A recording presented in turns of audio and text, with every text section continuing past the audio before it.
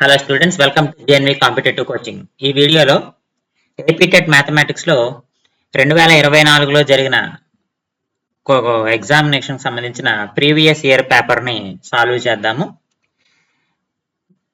ఈ ఛానల్ ద్వారా నేను టెట్, డిఎస్సి అలాగే సిటెట్ సంబంధించి మ్యాథమెటిక్స్, ఫిజికల్ సైన్స్ అలాగే ఇంగ్లీష్కి సంబంధించిన వీడియోలు చేస్తూ ఉంటాను. సో ఇది మ్యాథమెటిక్స్ లో ప్రీవియస్ ఇయర్ పేపర్ సొల్యూషన్. ఈ వీడియోలో మొత్తం 30 బిట్స్, 24 కంటెంట్ బిట్స్ అలాగే 6 మెథడాలజీ బిట్స్ ని పూర్తిగా సాల్వ్ చేయడం జరిగింది. అలాగే అవసరమైన షార్ట్ కట్ మెథడ్స్ అలాగే యాక్చువల్ ప్రొసీజర్ కూడా ఎక్స్ప్లెయిన్ చేయడం జరిగింది. వీటికి సంబంధించిన remaining videos links description box లో ఉన్నాయి, లేదా జిఎన్వి కాంపిటేటివ్ కోచింగ్ ఛానల్ పేజ్కి వెళ్ళినా కూడా మీరు ఆ వీడియోస్ ని యాక్సెస్ చేయొచ్చు. లేట్ చేయకుండా వీడియోలోకి వెళ్తే ఫస్ట్ క్వశ్చన్ చూద్దాము. In a test cricket match team India score 216 runs on the first day. So day 1 216 runs score చేసిందంట day 1. Second day it has scored 172 more runs than first day. అంటే రెండవ రోజు మొదటి రోజు కన్నా 172 పరుగులు ఎక్కువ చేసిందంట, అది చెప్పింది. Then the number of runs scored in second day, రెండవ రోజు చేసినటువంటి పరుగులు ఎన్ని అని. మొదటి రోజు 216 పరుగులు చేస్తే రెండవ రోజు 172 పరుగులు ఎక్కువ చేసింది. అంటే 216కి అంటే మొదటి రోజు చేసిన పరుగుల కంటే 172 పరుగులు ఎక్కువ చేసింది. టోటల్ సెకండ్ డే ఎన్ని పరుగులు చేసింది అని అడుగుతున్నాడు. సో ఈ రెండింటిని యాడ్ చేస్తే సరిపోతుంది. అంటే ఫస్ట్ డే చేసిన రన్స్ ఏవైతే సెకండ్ డే చేసిన 172 రన్స్, ఈ రెండు యాడ్ చేస్తే ఎంత వస్తుంది? 6 + 2 8, 7 + 1 8, 2 + 1 3. సో 388 రన్స్ చేసింది సెకండ్ డే అమ్మ. సో 388 ఎక్కడుందమ్మా? Option 3. So option 3 is the correct answer. Next problem చూడండి. The difference of 2 numbers is 568. If one number is 796, then other number is అన్నాడు. సో ఇక్కడ సింపుల్ గా ఏం చేయొచ్చు అంటే 796 లోంచి 568 తీసేయండి, మనకు కావాల్సిన నెంబర్ వచ్చేస్తుంది. 16 లోంచి 8 తీస్తే 8 అమ్మా. ఇక్కడ 8 2, ఇక్కడ 2 ఉంది, 2 ఉంది కాదు, ఈ రెండిట్లో ఏదో ఒకటి అవుతుంది. ఇక్కడ ఎంత ఉంది? ఇక్కడ 7 ఉంటుందమ్మా. 7 లోంచి ఇక్కడ ఎంత ఉంటుంది? 8 ఉంటుంది. 8 లోంచి 6 తీస్తే 2. సో 28 వచ్చింది. సో 28 కాబట్టి ఆప్షన్ 1. ఇక్కడ కూడా 7 లోంచి 5 తీస్తే 2. సో సెకండ్ నెంబర్ ఎంత అంటే 228 అనమాట. సో ఇలా ఇచ్చినప్పుడు అంటే మనకి డిఫరెన్స్ ఇచ్చినప్పుడు ఎక్స్ మైనస్ వై ఇచ్చినట్టు, అంటే ఒక నెంబర్ ఎక్స్ ఒక నెంబర్ వై అనుకొని ఆ రెండు నెంబర్ల డిఫరెన్స్ ఇచ్చినట్టు. ఒక నెంబర్ 796 అంటే దీన్ని 796 అనుకుంటే అప్పుడు కూడా మనకి యాక్చువల్ ప్రొసీజర్ అది 796 - y = 568 అనుకుంటాము. సో y కావాలంటే ఏం చేస్తాము? 796 లోంచి 568 ని మైనస్ చేస్తాం. ఇక్కడ కూడా మనం అదే కదా చేసింది, 796 నుంచి 568 మైనస్ చేస్తాం. సో ఇది యాక్చువల్ ప్రొసీజర్. ఇది ఫార్ములాస్ యూస్ చేసి సబ్స్టిట్యూషన్ చేసి యాక్చువల్ ప్రొసీజర్ ఇది షార్ట్ కట్ అమ్మ. డైరెక్ట్ గా మనం ఆన్సర్ చూడగానే డైరెక్ట్ గా మనం ఆన్సర్ పెట్టడానికి ఈ మెథడ్ ఉపయోగిస్తాం. Next, when rational number is multiplied by 5/2. ఒక అకరణీయ సంఖ్యను 5/2తో గుణించారంట. అంటే 5/2 ఇంటూ x తీసుకోండి, and 2/3 is added to it. So దీనికి 2/3 యాడ్ చేశారంట. ఆ వాల్యూ ఎంత వచ్చిందంట? -7/12 వచ్చిందంట. -7/12 వచ్చింది. అయితే ఆ సంఖ్య ఏమిటి అంటే x విలువ ఎంత అంటున్నాడు. So x value find out చేయాలి. 5/2x + 2/3. సో ఇక్కడ ఈ 2/3ని = కవతల పంపిద్దాం. కవతల పంపిస్తే ఎంత అవుతుంది? -2/3 అవుతుంది. -7/12 - 2/3. కింద రెండు బేసెస్ సమానం చేయాలనుకుంటే *4 * 4 చేయండి, ఈజీగా ఉంటుంది. సో -7/12 - 8/12. సో -7 - 8/12 అంటే -15/12. అంటే 5x/2 = ఎంత వచ్చిందమ్మా? -15/12 వచ్చింది. 5 ఇందులో 3 సార్లు పోతుంది, 2 ఇందులో 6 సార్లు పోతుంది, 3 ఇందులో 2 సార్లు పోతుంది, అంటే -1/2. సో దేర్ ఫోర్ ఆ నెంబర్ ఎంత అయినట్టు? x = -1/2. -1/2 ఆప్షన్ లో ఇచ్చాడా? ఎస్, ఆప్షన్ 3 ఇచ్చాడు. Option 3 is the correct answer. Next ఈ ఫార్ములా చూడండి అమ్మా. ఈ ప్రాబ్లం చూడండి. n/2 - 3n/4 + 5n/6 = 21. ఒక్కసారి ఈ ప్రాబ్లం మనం అబ్జర్వ్ చేస్తే ఈ ప్రాబ్లం సాల్వ్ చేయాల్సిన పని లేదు. ఎందుకంటే ఇక్కడ డివిజన్ ఉంది అంతా. ఒకవైపు n/2 ఉంది, n/4 ఉంది, n/6 ఉంది, ఈజ్ ఈక్వల్ టు 21 ఉంది. సో 21 ఉంది అంటే ఇక్కడ n వాల్యూ కూడా ఖచ్చితంగా వీటితోటి ఎగ్జాక్ట్ గా డివిజిబుల్ అవుతుంది. డివిజిబుల్ అయ్యేటువంటి నెంబరే ఉంటుంది. అంటే ఇక్కడ n 2 తో డివిజిబుల్ అవుతుంది, ఇక్కడ 3n 4 తో డివిజిబుల్ అవుతుంది, 5n అనేది 6 తో ఖచ్చితంగా డివిజిబుల్ అయితేనే 21 పాసిబుల్ అవుతుంది. సో అలా అవ్వాలి అంటే 2, 4, 6 ఈవెన్ నెంబర్స్ కాబట్టి 2, 4, 6 ఈవెన్ నెంబర్స్ కాబట్టి పైన ఉండేటువంటి n గాని 3n గాని 5n కూడా మస్ట్ బి ఈవెన్ నెంబర్స్ అవ్వాలి. సో n ఈవెన్ నెంబర్ అంటే ఇచ్చిన ఆప్షన్స్ ఒకసారి చెక్ చేయండి. 63 add number, 23 add number, 25 add number, ఈ 3 ఆడ్ నెంబర్స్. మనకు ఆప్షన్స్ అలా ఈజీగా ఇచ్చు. 36 మాత్రమే even number. So only 1 possible ఆన్సరే ఉంది కాబట్టి n ఈజ్ ఈక్వల్ టు నేను ఎంత పెడతాను, 36. 36 is the correct answer. So మనకి థాట్ రాలేదు, ఈవెన్ ఆడ్ థాట్ రాలేదు, లేదా 2 ఈవెన్ నెంబర్స్ ఇచ్చాడు. అప్పుడు ఆ సందర్భంలో ఈ ప్రాబ్లం ఎలా సాల్వ్ చేయాలంటే ఎల్సిఎం తీసుకుని మనం జనరల్ మెథడ్ లో సాల్వ్ చేయాలి. సో 2, 4, 6 ఎల్సిఎం క్యాలిక్యులేట్ చేద్దాం. 1, 2, 3. సో మనకి ఇక్కడ ఎంత అవుతుందమ్మా, 12 అయింది. 12 అంటే 6n minus 9n plus 10n is equal to 21. So plus అంటే 7n by 12 is equal to 21. ఈ 7 ఇందులో 3 టైమ్స్ పోతుంది. n is equal to 12 into 3. 12 into 3 అంటే 36. మనకు వచ్చిన ఆన్సర్ ఏంటి, 36 కదా. ముందు కూడా అనుకున్నది ఏంటి మనం, 36. తర్వాత కూడా అనుకున్నది 36. కాబట్టి షార్ట్ మెథడ్ లో ఈవెన్ ఆడ్ నెంబర్స్ ని తీసుకొని మనము డైరెక్ట్ గా ఆన్సర్ చేయొచ్చు. ఒకవేళ మనకి ఈవెన్ నెంబర్స్ 1 కంటే ఎక్కువ ఇచ్చినా లేకపోతే సూటబుల్ కాకపోయినా అప్పుడు మనం ఈ విధంగా సబ్స్టిట్యూట్ చేసి డైరెక్ట్ గా ఆన్సర్ ని ఫైండ్ అవుట్ చేయొచ్చు. నెక్స్ట్, ఈ కింది వానిలో పరిపూర్ణ గణము కాని సంఖ్య 216 6 క్యూబ్ అమ్మ, 64 4 క్యూబ్, 125 5 క్యూబ్. గణము కానిది ఏంటమ్మా, 500. సో ఆప్షన్ 3 మనకి కరెక్ట్ ఆన్సర్ అవుతుంది. Next, the length of a room is 30 meters. So L is equal to 30 meters ఇచ్చాడమ్మా పొడవు. It's breadth is 20 meters. వెడల్పు 20 మీటర్లు ఇచ్చాడు. Then ratio of length of the room to breadth of the room. అంటే పొడవు వెడల్పు నిష్పత్తి అడిగాడమ్మా. ఎల్ బై బి క్యాలిక్యులేట్ చేయాలి. అంటే 30/20 అంటే 3/2. అంటే L is to B is equal to 3:2. 3:2 ఉందా, option 3. Option 3 is the correct answer. Next, 12/16 into percentage. 12/16ని పర్సెంటేజ్ లోకి మార్చమంటే ఇంటూ 100తో మల్టిప్లై చేయడమే. సో ఇది 3 సార్లు పోతుంది, ఇది 4 సార్లు పోతుంది, 4 25 సార్లు పోతుంది. 25 3 into 75. 75%. Option 2 is the correct answer. Next చూడండి, Waheeda bought an air cooler for 3,300 rupees including tax of 10%. So ఇక్కడ cost plus tax is equal to 3,300 rupees అమ్మా. ట్యాక్స్ ఎంత అంటున్నాడు, 10% అంటున్నాడు. సో మామూలుగా 3,000కి 10% 300 కాబట్టి వితౌట్ ట్యాక్స్ మనం కాస్ట్ ప్రైస్ క్యాలిక్యులేట్ చేయమంటున్నాడు, అంతే కదా. కాస్ట్ ప్రైస్ ఎంతో క్యాలిక్యులేట్ చేయమంటున్నాడు. సో దానికి ఆన్సర్ ఎంత అంటే 3,000 అవుతుంది. ఎందుకంటే 3,300 10% 300 కదా, డైరెక్ట్ గా వస్తుంది. లేదు నాకు ఈ రకంగా క్యాలిక్యులేషన్ రాలేదు అంటే అప్పుడు ఏం చేయాలి, 3,300 అనేది ట్యాక్స్ 10% కదా, అంటే 110 రూపాయలకు సమానం. మనల్ని ఏమడుగుతున్నాడు, 100 రూపాయలకి ఎంత అని అడుగుతున్నాడు. సో అప్పుడు ఏం చేస్తాము, cost price is equal to 3,300 into 100/11 0. So ఇక్కడ ఇది 3 టైమ్స్ పోతుంది. ఇక్కడ ఒక 0, ఇక్కడ ఒక 0 క్యాన్సిల్ అయిపోతుంది. ఇక్కడ ఎంత అవుతుంది, 3 మిగులుతుంది. సో 3 సున్నాలు మిగులుతాయి. సో 3 0 0 0. సో కాబట్టి ఇప్పుడు కూడా ఎంత వచ్చిందమ్మా, 3,000 వచ్చింది. సో ఆన్సర్ 4 అయిందమ్మా. సో అలా ట్యాక్స్ డైరెక్ట్ గా క్యాలిక్యులేట్ చేసైనా చేయొచ్చు, లేకపోతే ఈ ఫార్ములా ద్వారా అయినా మనం చేయొచ్చు.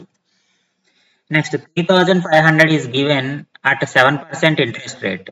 సో ప్రిన్సిపల్ అమౌంట్ ఇచ్చాడమ్మా. ప్రిన్సిపల్ అమౌంట్ ఎంత 3500 రూపాయలు ఇచ్చేసాడు. వడ్డీ రేట్ ఎంత 7%, అంటే R is equal to 7% ఇచ్చాడు. అయినా 2 సంవత్సరాల తర్వాత 2 years అన్నాడు, అంటే T is equal to 2 ఇచ్చాడు.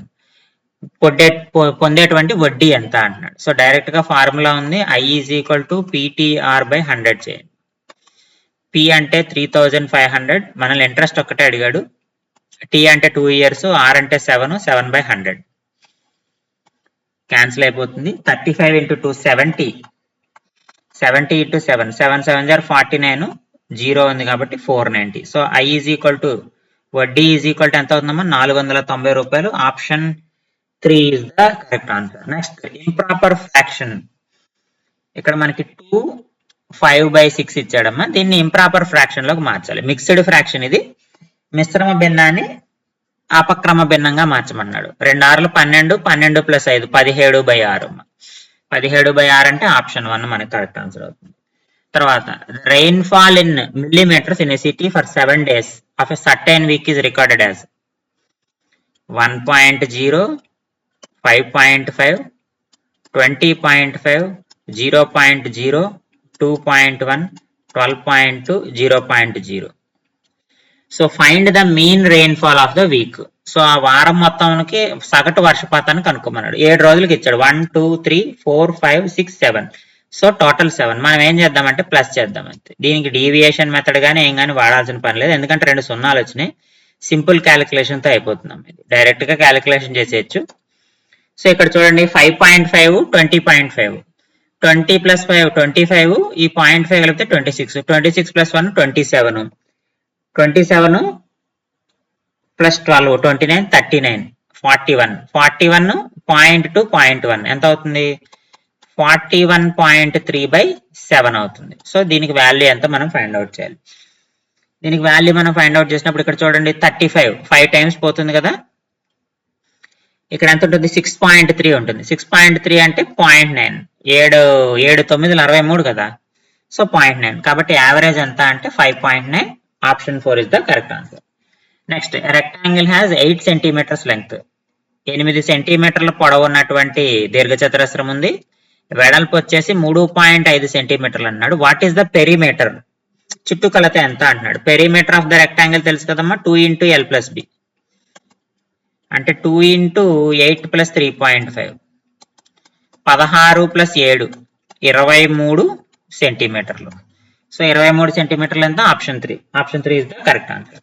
Next a triangle with all the 3 sides are unequal in length is called. 3 భుజాల పొడవులో అసమానంగా ఉన్నటువంటి త్రిభుజాన్ని ఏమని అంటారు. విషమ బాహు త్రిభుజము, స్కాలిన్ ట్రయాంగిల్. ఈక్విలేటరల్ ట్రయాంగిల్ అంటే 3 sides ఈక్వల్.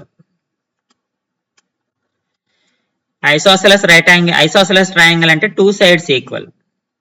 2 భుజాలు సమానంగా ఉంటే సమద్విబాహు త్రిభుజం అంటాం. లంబకోణ సమద్విబాహు త్రిభుజం అంటే 2 sides equal, 1 angle right angle, 1 angle 90 degrees. ఒక కోణం 90 డిగ్రీలు ఉంటూ 2 sides ఈక్వల్ ఉంటే దాన్ని ఐసోసెలస్ రైట్ యాంగిల్ ట్రయాంగిల్ అంటాము. ఐసోసెలస్ ట్రయాంగిల్ అంటే 2 sides ఈక్వల్, 2 భుజాలు సమానంగా ఉంటే. సమబాహు త్రిభుజం అంటే 3 భుజాలు సమానంగా ఉంటే దాన్ని సమబాహు త్రిభుజం ఈక్విలేటరల్ ట్రయాంగిల్ అంటాం. ఇక్కడ 3 భుజాలు సమానంగా ఉండవంటే దాన్ని విషమబాహు త్రిభుజం అంటాం, scalene triangle. Number of faces of triangle pyramid. Triangle pyramid అంటే ఈ రకంగా ఉంటుంది. సో ఇది 3D షేప్ ఇది. సో ఫేసెస్ ఏమంటే బాటమ్ ఒక ఫేజ్ ఉంటుంది, 3 ఫేసెస్ ఉంటాయి, 2 3 4. సో టోటల్ ఎన్ని ఫేసెస్ వచ్చినాయమ్మా 4 ఫేసెస్ వచ్చినాయి. నెక్స్ట్ అక్యూట్ యాంగిల్ అంటే అర్థం ఏంటి. అల్పకోణము అంటే అర్థం 4వ వంతు పరిభ్రమణం కన్నా తక్కువ, less than 1/4 of the revolution, half of a revolution. పరిభ్రమణంలో సగం అంటే 180 డిగ్రీలమ్మా. పూర్తి పరిభ్రమణం 1 కంప్లీట్ రెవల్యూషన్ అంటే 360 degrees. ఇక్కడ 360 degrees, ఇక్కడ 180 degrees. More than half revolution అంటే గ్రేటర్ దాన్ 180 అన్నమాట. సగం పరిభ్రమణం కన్నా ఎక్కువ. పరిభ్రమణంలో 4వ వంతు అంటే 360లో 4వ వంతు కన్నా తక్కువ, 90 కంటే తక్కువ, less than 90 degrees.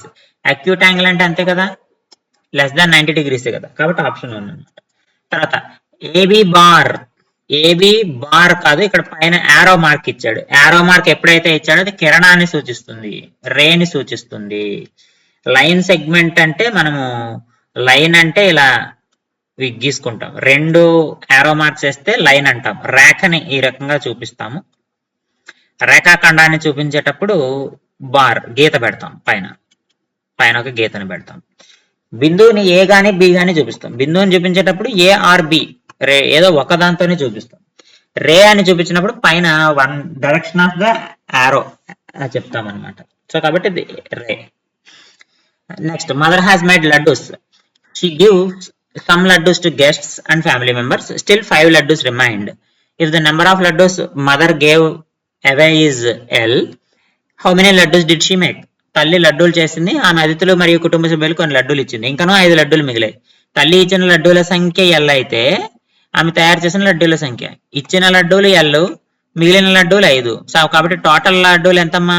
L + 5. So option 3 is the correct answer. Next, దీనికి కారణాంకాలు కనుక్కోమంటున్నాడు, ఫ్యాక్టరైజ్ చేయమంటున్నాడు. 2xy + 3x + 2y + 3.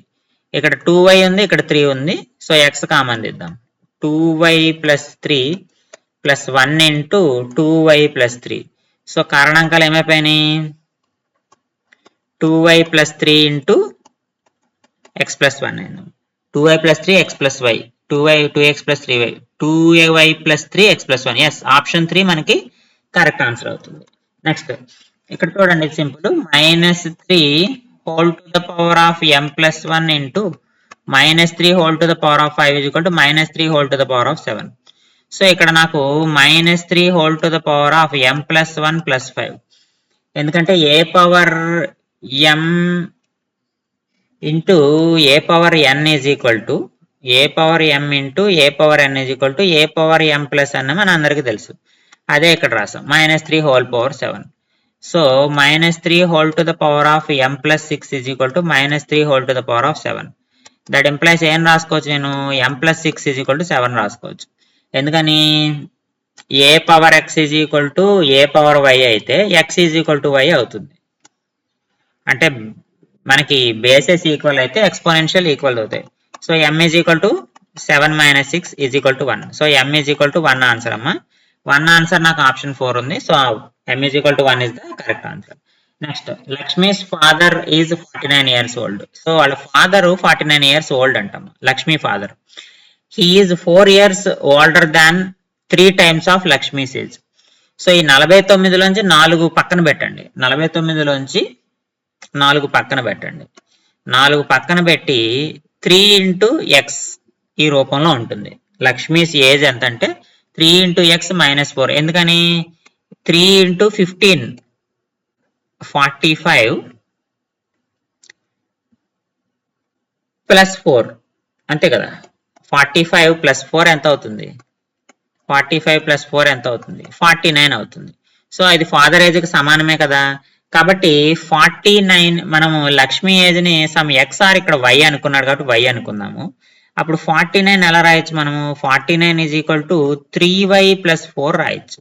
49 is equal to 3y + 4 రాయొచ్చు. ఇక్కడ y అంటే 15 years అవుతుంది, అప్పుడు సరిపోతుంది. కాబట్టి అలా ఎక్కడ ఉంది? ఇక్కడ 3y - 4 49 అవ్వదు. 49 + 3y కాదు, ఇది కాదు. చూడు, మనం అనుకున్న ఈక్వేషన్ ఇది. 3y + 4 is equal to 49. So option 4 is the correct answer. Next, Mastan wants to build 10 meter length wall. 10 మీటర్ల పొడవు ఉన్నటువంటి గోడ కట్టాలనుకున్నాడమ్మా. And he has completed 4 meters 10 centimeters. That means 4.1 meters. So 9.5. So 5.9 centimeters లేదా 5.9 meters అంటే 5 meters 90 centimeters అంతే కదా. 4.1 లోంచి 10 లోంచి 4.1 తీసేస్తే 5.9. సో 5 meters 90 centimeters, 5 మీటర్ల 90 సెంటీమీటర్లు అవుతుంది. ఇది మైనస్ చేస్తే నేను ఇక్కడ మీటర్లను సెంటీమీటర్లోకి మార్చాను. ఎందుకని? 1 మీటర్ ఈజ్ ఈక్వల్ టు 100 సెంటీమీటర్లు కాబట్టి నాకు ఇది ఈజీగా అయిపోతుంది అనమాట. 10 సెంటీమీటర్లు ఉన్నాడు కాబట్టి 0.1 వేసుకుందాం. Next, Rajitha age is 9 years old. Rajitha వయసు 9 సంవత్సరాలు అంటమ్మా. ఆమె సోదరి వయసు రజిత వయసు కంటే రెట్టింపు అంట. అంటే 9 × 2 18 అవుతుంది. క్వశ్చన్ కూడా అదే అడిగాడు, ఆమె సోదర వయసు 18 సంవత్సరాలు. That is option 4 is the correct answer. Next, if the edge of the cube is doubled. ఇదమ్మా మన క్యూబ్ ఇది అనుకుందాము. క్యూబ్ యొక్క ఎడ్జ్ ఏదవుతుంది, ఇది అవుతుంది అంటే సైడ్. దీన్ని డబుల్ చేసాం, ఇది ఏ అనుకుందాము. వాడు ఏం చేశాడంట, 2a చేశాడంట.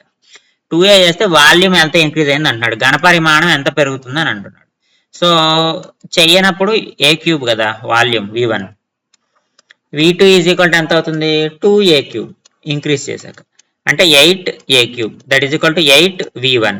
సో కాబట్టి ఎన్ని రెట్లు పెరిగింది, 8 రెట్లు పెరిగింది. సో 8 టైమ్స్ ఇంక్రీజ్ అవుతుంది volume. If the circumference of a circular sheet is 154 meters. Circumference of a circular sheet.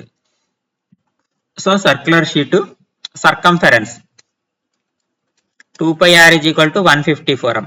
Then radius r కావాలి, 2 into 22/7 is equal to 154 m. r is equal to, so 2 ఇందులో ఎన్నిసార్లు పోతుంది, 2 7 times పోతుంది, మళ్ళీ 14 మళ్ళీ 7 times పోతుంది, 11 ఇందులో 2 టైమ్స్ పోతుంది, 7 టైమ్స్ పోతుంది.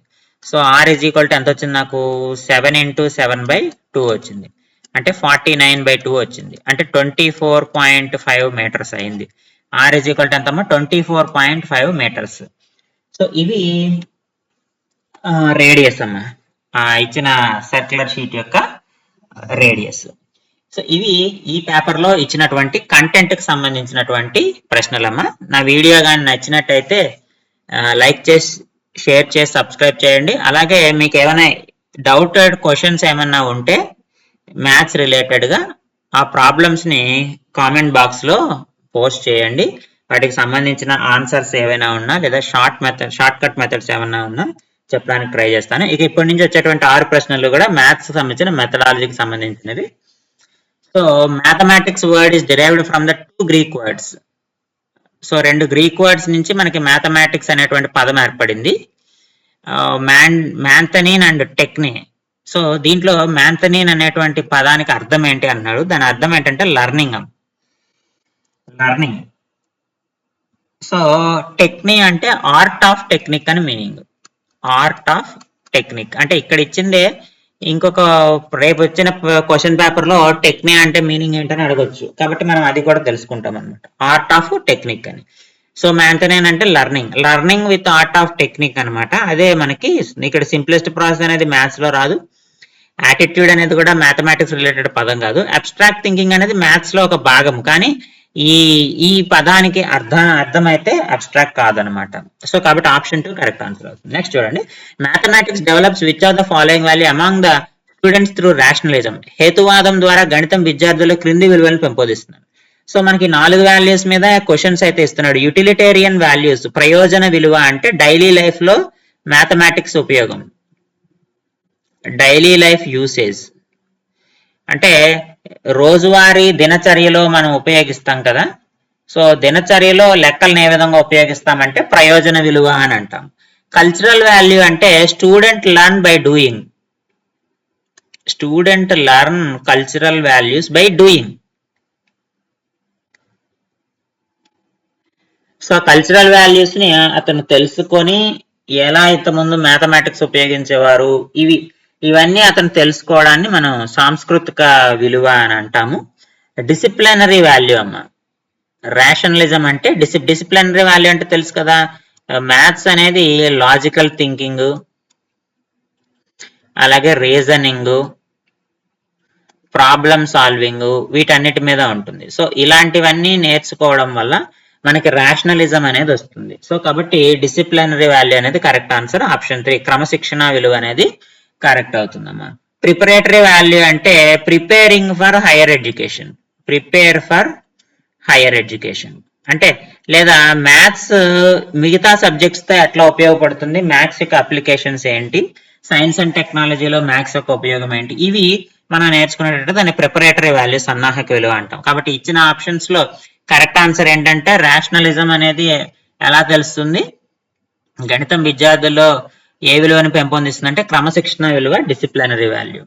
Next question, the method in which the student moves from general to specific ఆమూర్తము నుండి మూర్తత్వానికి, అమూర్తము నుండి మూర్తత్వానికి వచ్చేటువంటి సూత్రం లేదా సూత్రం నుండి ఉదాహరణకు వెళ్లే పద్ధతిని డిడక్టివ్ మెథడ్ అంటాం, నిగమన పద్ధతి అంటాం. దీనికి ఆపోజిట్ మనకి ఇండక్టివ్ మెథడ్. ఇండక్టివ్ మెథడ్ ఏంటి? Specific to general. Specific to general అంటే ఉదాహరణ నుంచి సూత్రానికి వెళ్తాం ఇండక్టివ్ మెథడ్ లో. డిడక్టివ్ మెథడ్ లో general to specific. Synthetic method లో known to unknown, known to unknown అమ్మ. అదే అనలిటికల్ మెథడ్ లో unknown to known, unknown to known. అంటే తెలిసిన విషయం నుంచి తెలియని విషయాన్ని కనుక్కుంటాం సింథటిక్ మెథడ్ లో, సంశ్లేషణ పద్ధతిలో. అనలిటిక్ మెథడ్ లో ఏం చేస్తాము? తెలియని విషయం నుంచి తెలిసిన విషయాన్ని రాబట్టడానికి, తెలిసిన విషయాన్ని తెలుసుకొని రాబడతాం అనమాట. ఇది అనలిటికల్ మెథడ్ లో ఉపయోగం. కాబట్టి ఇక్కడ ఇచ్చిన ఆప్షన్స్ లో జనరల్ టు స్పెసిఫిక్ అంటే డిడక్టివ్ మెథడ్, నిగమన పద్ధతి, option 3. Next, a paper having squares by horizontal and vertical line seems like a graph which is useful to count, to do addition, subtractions, tens, hundreds, etc. లెక్కించడము, సంకలనం, వ్యవకలనం, భిన్నాలు, దశాంశాలు, శతాంశాలు మొదలగు సులభంగా ఉంచడానికి graph paper వలె ఉండే నిలువు అడ్డు గీతలతో చదరాలు గీసున్న కాగితాన్ని, ఇంటర్నెట్ పేపర్ కాదు, డ్రాయింగ్ పేపర్ కాదు, గ్రిడ్ పేపర్ అమ్మ. Grid paper is the correct answer. ఇలా మనకి గీతలు గీతలుగా ఉంటాయి. It's looks like a graph paper. ఈ రకంగా ఉంటుంది, దీన్ని గ్రిడ్ పేపర్ అంటారు. సో ఆప్షన్ 3 కరెక్ట్ ఆన్సర్ అవుతుంది. నెక్స్ట్ క్వశ్చన్ చూడండి. A program of activities to achieve the objectives of a class in an academic year. ఒక అకాడమిక్ ఇయర్ లో అంటే ఒక విద్యా సంవత్సరంలో ఒక తరగతికి సంబంధించిన లక్ష్యాలు సాధించడానికి కార్యక్రమాల ప్రణాళిక అన్నాడు. యూనిట్ ప్లాన్ అంటే ఫర్ 1 యూనిట్, పీరియడ్ అంటే ఆ పీరియడ్ కి సంబంధించి. సో ఇయర్ ప్లాన్ కరెక్ట్ అవుతుంది. వార్షిక ప్రణాళిక, ఆ విద్యా సంవత్సరం మొత్తం ఏమేం చేయాలి, ఏమేం కార్యక్రమాలు చేయాలనేది వార్షిక ప్రణాళిక. టీచింగ్ నోట్స్ అనేది ఇది ప్లానింగ్ లోకి రాదు, నోట్స్ అనేది మనం పిల్లలకి ఇస్తాం కాబట్టి. So 3 is the correct answer. Next, what is the main principle behind the lesson plan which was proposed by Regional Institute of Education, Mysore? Regional institute of education Mysore వారు ప్రతిపాదించిన పాఠ్య పథక నమూనా సూత్రం ఏంటి అంటే ఎవాల్యుయేషన్ అప్రోచ్. ఎవాల్యుయేషన్ అప్రోచ్, మూల్యాంకనం అనేది వాళ్ళు తీసుకున్నారు. ఆ మెయిన్ ప్రిన్సిపల్ ద్వారా లెసన్ ప్లాన్ వాళ్ళు ప్రపోజ్ చేశారనమాట. సో ఎవాల్యుయేషన్ అప్రోచ్ అయితే తీసుకున్నారు వాళ్ళు. ఇందులో యూనిట్ అప్రోచ్ అంటే Morrison, unit plan approach Morrison. Herbart approach అంటే దీంట్లో 5 స్టెప్స్ ఉంటాయి, దీంట్లో ఎవాల్యుయేషన్ ఉండదు. So preparation, presentation, association, generalisation, అలాగే అప్లికేషన్ అని చెప్పేసి 5 స్టెప్స్ ఉంటాయి అన్నమాట. Preparation, presentation, association, generalisation, application. So ఈ 5 స్టెప్స్ గురించి మనం అడుగుతాడు నెక్స్ట్ తర్వాత పేపర్ లో అయినా అడగొచ్చు. కాబట్టి 5 స్టెప్స్ మనం గుర్తుపెట్టుకోవాలి. యూనిట్ పేపర్ అప్రోచ్ అనేది మారిసన్ ఇంట్రడ్యూస్ చేశాడు. So Mysore university reason institute of education Mysore వారు ప్రపోజ్ చేసినటువంటి ప్లాన్ ఏంటంటే ఎవల్యూషన్ అప్రోచ్ అనమాట. యూనిట్ అప్రోచ్ అనేది మారిసన్ అనే సైంటిస్ట్ ఇంట్రడ్యూస్ చేశాడు. ఈ క్వశ్చన్స్ రావచ్చు మనకి. సో కాబట్టి ఇక్కడైతే మనకి మూల్యాంకనం, ఎవల్యూషన్ అనేది కరెక్ట్ ఆన్సర్ అవుతుంది అన్నమాట. ఇవి ఏపీటెట్ ప్రీవియస్ ఇయర్ పేపర్ లో ఉన్నటువంటి 30 మ్యాథమెటిక్స్ బిట్స్ మనం సాల్వ్ చేసాము, both content bits and methodology bits. ఈ వీడియో కనుక మీకు నచ్చినట్లయితే లైక్ చేసి, షేర్ చేసి, సబ్స్క్రైబ్ చేయండి. అలాగే మీకు ఏమైనా డౌట్స్ కానీ వస్తే ఈ వీడియోకి సంబంధించి కానీ, లేదా ఎగ్జామినేషన్ రిలేటెడ్ డౌట్స్ ఏమైనా ఉంటే కామెంట్ బాక్స్ లో పోస్ట్ చేయండి, మీకు సమాధానాలు ఇవ్వడం జరుగుతుంది. నెక్స్ట్, మీకు తెలిసిన ఫ్రెండ్స్ కానీ ఫ్యామిలీ మెంబర్స్ కానీ ఎవరైనా ఉంటే ఈ జిఎన్వి కాంపిటేటివ్ కోచింగ్ ఛానల్ని షేర్ చేయండి. మీకు తెలిసిన మీ ఫ్రెండ్స్ కానీ ఫ్యామిలీ మెంబర్స్ ఎవరైనా టెట్ ఎగ్జామ్ ప్రిపేర్ అవుతుంటే వాళ్ళకి ఈ వీడియోస్ని షేర్ చేయండి. నెక్స్ట్ వీడియోలో మళ్ళీ కలుద్దాము. Thank you.